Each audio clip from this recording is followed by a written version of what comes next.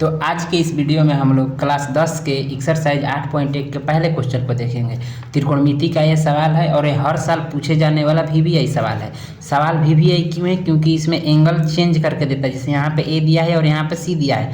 Main यही हम आज इस वीडियो में समझेंगे और आज ये सीख जाना है, किसी का ये गलत नहीं होना चाहिए। सबसे पहले क्वेश्चन देखिए। क्वेश्चन में कह रहा है कि त्रिभुज ABC में जिसका कोण B समकोण है, मतलब एक ट्राइंगल है। सबसे पहले ऐसे प्रश्न जब भी ऐसा आए कि कोण ABC में हमको एक रफ फिगर अपना बना लेना है, तो हम यहाँ पे एक ट्राइंगल बना लेंगे समकोण, जिसमें बोला है कि B समकोण है। यहाँ पे जो B है वो समकोण है, यानी 90 डिग्री का कोण B है। यहाँ बोला है कि B समकोण है। उसके बाद कहा है कि AB बराबर 24। तो हम कहीं भी A और कहीं भी C लिख सकते हैं। तो आप लोग यहीं पे लिखिएगा A और यहाँ पे C।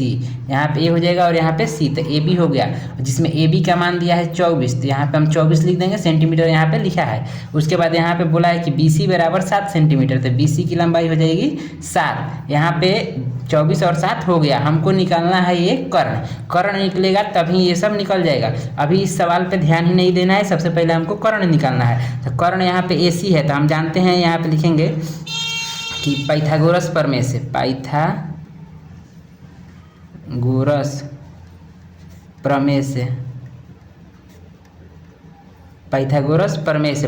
प्रमेय क्या कहता है कि कर्ण का स्क्वायर लंब के स्क्वायर और आधार के स्क्वायर के योग के बराबर होता है। तो कर्ण है AC, कर्ण है AC का हम स्क्वायर लिख देंगे, बराबर हो जाएगा AB का स्क्वायर। तो यहाँ पे हो जाएगा AB का स्क्वायर यहाँ पे हो जाएगा, और यहाँ पे हो जाएगा BC का स्क्वायर, B और C का स्क्वायर हो जाएगा। AC का मान यहाँ पे नहीं पता है तो उसको छोड़ देंगे। AB का मान यहाँ पे पता है 24, तो AB का लिखेंगे 24 का स्क्वायर। उसके बाद BC का मान 7 है, तो 7 का स्क्वायर। अब 24 का स्क्वायर होता है 576। जिसको ये ना पता हो कैसे, तो 2 बार 24 को गुणा कर लेगा। 4 चौक को 16 के 6, हासिल 1, 4 दूनी 8 और 1 9, 4 दूना 8 और 2 दूना के 4। तो ये हो जाएगा 6, 16 और 1 17 का 7, हासिल 1, 4 और 1 5, 576 यहाँ से। तो ये हो गया 576। इन दोनों को, इसका और 7 का होता है 49, यानी कि 49। अब इन दोनों को जोड़ेंगे तो ये हो जाएगा 625। जोड़ के आप लोग चेक कीजिएगा, जोड़ेंगे तो 625 हो जाएगा। और AC का स्क्वायर निकल रहा है, AC का स्क्वायर यहाँ भी हो जाएगा AC का स्क्वायर।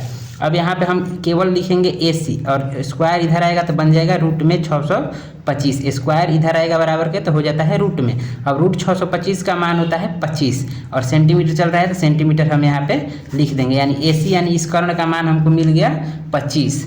इस कर्ण का मान मिल गया 25। अब जो क्वेश्चन में पूछा है, यहाँ पूछा है कि साइन A और कॉस A, साइन A और कॉस A। तो यहाँ पे सबसे पहले हम लिखेंगे पहला में कि साइन A यहाँ पे अलग है, कॉमा यहाँ पे दिया हुआ है, कॉमा कारण एक क्वेश्चन अलग है, कॉस A अलग है और इस साइन A। तो साइन A का हम लिखेंगे, साइन A का, साइन का फॉर्मूला होता है लंब बटा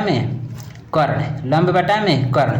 लेकिन यहाँ पे ध्यान देना होगा इस क्वेश्चन में खास क्या, क्योंकि यहाँ पे है A और जो भी यहाँ पे हो, A रहे, B रहे, C रहे, उसको हम फिगर में देखेंगे। तो हमारा A है यहाँ पे और यहाँ पे है फॉर्मूला में लंब बटा में कर्ण। A के अनुसार लंब और A के अनुसार ही कर्ण। तो फिगर में कभी भी कर्ण चेंज नहीं होता है, कर्ण हमेशा यहीं रहेगा, यानी 90 डिग्री के सामने वाली भुजा ही कर्ण होती है। लेकिन लंब और आधार चेंज होता है। लंब और आधार यहाँ पे चेंज होगा क्योंकि यहाँ पे है A के सामने वाली भुजा लंब होगी, तो ये A है और A के सामने वाली भुजा लंब होगी। यानी इस क्वेश्चन में लंब का मान होगा 7। फिर से समझिएगा, यहाँ पे लिखा हुआ है साइन A, तो A के अनुसार हम देखेंगे। A है यहाँ पे फिगर में, A यहाँ पे है, A के सामने वाली भुजा लंब होती है। कुछ भी अगर यहाँ पे C कहता तो C के सामने वाली भुजा ये लंब हो जाती, लेकिन यहाँ पे A कह रहा है, इसलिए A के सामने है 7, तो 7 हो जाएगा हमारा लंब। तो यहाँ पे हम लिखेंगे 7 और कर्ण का मान फिक्स रहता है, कर्ण 90 के सामने वाला ही होती है, ये चेंज नहीं होगा, सिर्फ लंब और आधार चेंज होते रहेगा। तो कर्ण का मान हो जाएगा 25। ये होला हमारा हो जाएगा आंसर। इसी में अब यहाँ पे पूछा है कॉस A, तो यहाँ पे हम लिख दे रहे हैं कॉस A। साइन और कॉस का फॉर्मूला होता है आधार बटे में कर्ण, आधार बटे में कर्ण। तो यहाँ पे हम देखेंगे कर्ण तो नीचे हमारा फिक्स है कि 25 यहाँ पे कर्ण तो हमारा फिक्स है कि 25 का 25 रहेगा कर्ण, लेकिन आधार अब यहाँ पे देखते हैं क्या होता है। तो A है यहाँ पे, A के सामने वाली भुजा हो गई लंब, तो अब बच गया आधार A, यानी इसका आंसर हो जाएगा 24 बटा में 25। ये यहाँ पे 24 बटा में 25 आंसर। पहला क्वेश्चन ये रहा। इसी में अब दूसरा क्वेश्चन यहाँ पे है, यहाँ पे दूसरा साइन C और कॉस C। यहाँ पे लिखेंगे दूसरा में पहला साइन C।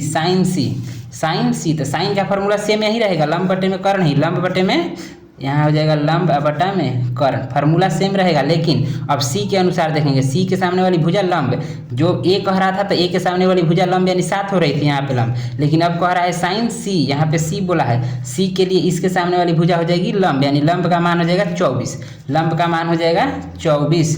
और यहाँ पे कर्ण का मान, तो कर्ण तो फिक्स रहता है 25 है तो 25 कर्ण हो जाएगा, यानी इसका आंसर हो जाएगा 24 बटे में 25। यहाँ भी साइन ही निकालना है और यहाँ भी साइन ही निकालना है, लेकिन दोनों के मान में चेंजिंग आ गया। चेंजिंग क्यों आया? क्योंकि यहाँ पे ए कह रहा था और यहाँ पे सी कह रहा है, इसलिए तो इसको ध्यान देना है। और सभी लोग इसी में गलती करता है, इसमें साइन सी हो गया, उसके बाद है कॉस सी, तो लिखेंगे कॉस सी। कॉस का भी फार्मूला सेम वही, आधार बटे में कर्ण।